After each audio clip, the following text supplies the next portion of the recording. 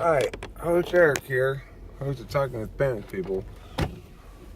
And today, I'd like to revisit a subject I talked about probably quite a while ago on a video or two, which is the issue of maintenance costs. Basically, I read this in a magazine many years ago, and it was the first time I had encountered such a notion, and it struck me as particularly meaningful, which is that everything you possess, every object, space object you possess, has a maintenance cost. You have to store it someplace, or put it, move it, sell it, use it, fix it. Think about it. At some point, you're going to have to think about it again. If you put it away into storage, at some point, the purpose of that is you're going to get it out of storage and do something with it. Otherwise, it's just sitting in a box. So, obviously, it has a maintenance cost.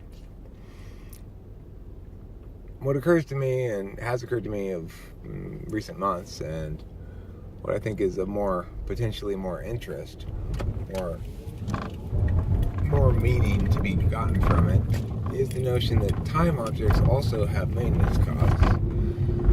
However, the maintenance cost of time objects is more voluntary, in the sense that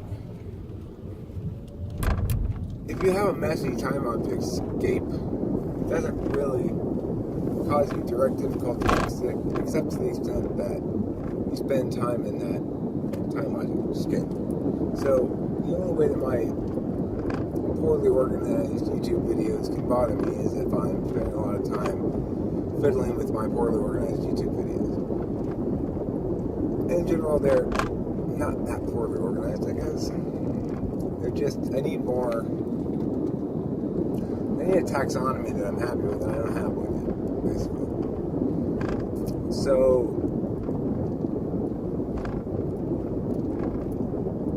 the purpose of this little tale here is to link this notion of maintenance costs with an additional thought regarding permanence of work. So, we like our work as entities, we like our work to be as permanent as possible, that it be one-offs, that it not be work that contributes to the maintenance of something, but rather that it be work that contributes specifically to the completion of something. That there's something tangible at the end of the work that she says, okay, this is what I got accomplished here. And so, naturally, I think the NTP is going to be drawn to making objects of one sort or another, either time or space. The making of objects necessarily requires a certain amount of maintenance costs that goes along with it then, which is to say, you have to spend a certain amount of your time organizing that stuff. But my point is, as an ENTP, you want work that exists, complete, continues to function for you, and be useful for you once it's complete, and that requires as little attention from you once complete as possible. So you don't want,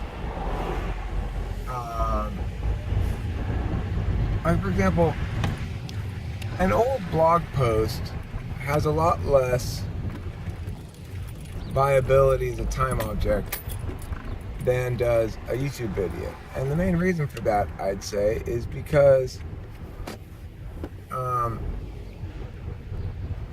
YouTube is intending its time objects to have durable utility, whereas this runs somewhat afoul with the internet's general modality of